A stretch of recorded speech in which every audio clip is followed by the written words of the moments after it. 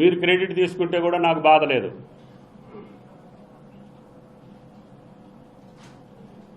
ఐదు సంవత్సరాలు దీని మీద దృష్టి పెట్టలేదు. దానివల్ల ఫారెస్ట్ క్లియరెన్స్ లేదు, టన్నెల్స్ లేవు, స్ట్రక్చర్స్ లేవు, 8,000 కోట్లు ఖర్చు అయింది. దీన్ని ఏదో రకంగా పూర్తి చేపియాలి అని చెప్పి నేను ఈ ప్రభుత్వంలో భాగస్వామిని అయ్యా తప్ప నాకు ఎకరం పొలం కూడా ఈ ప్రాజెక్టు కింద లేదు. వైరా ప్రాజెక్టుకి, లంకాసాగర్ ప్రాజెక్టుకి తీసుకెళ్తుంటే కొన్ని రాజకీయ పార్టీలు సొత్తుపల్లికి తీసుకెళ్ళడానికి ప్రయత్నం చేస్తున్నారని.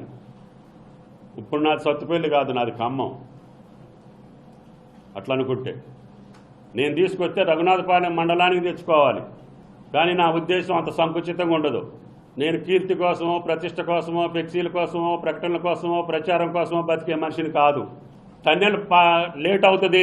ఎస్ఎల్బీసీ టన్నెల్ 20 ఏళ్ళ దాకా పూర్తి కాదు.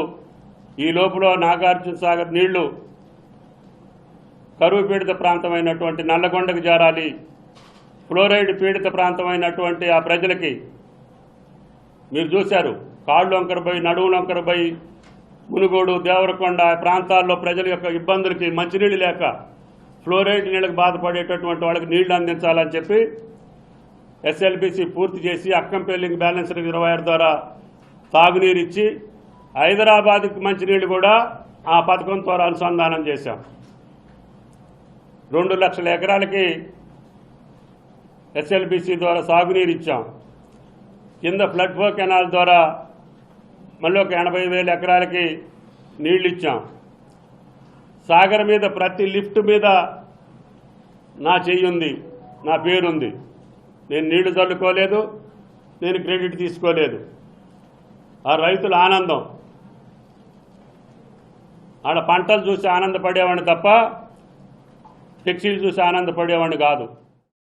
నాకు ప్రజల పరంగా సంతృప్తి ఉంది. కానీ ఈరోజు మాట్లాడే నాయకులతోటి ప్రజలను గందరగోళంలో పెట్టాలని,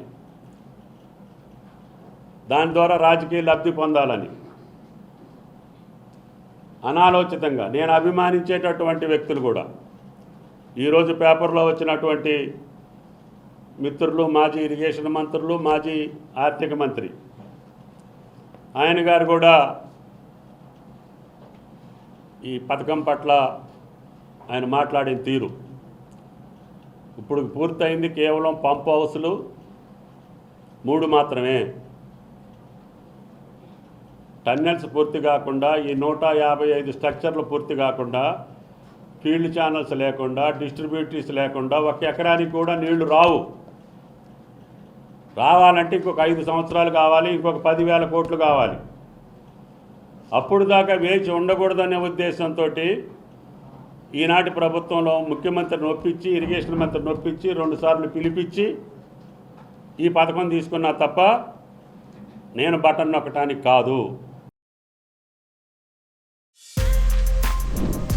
For more videos like this, subscribe Big TV channel.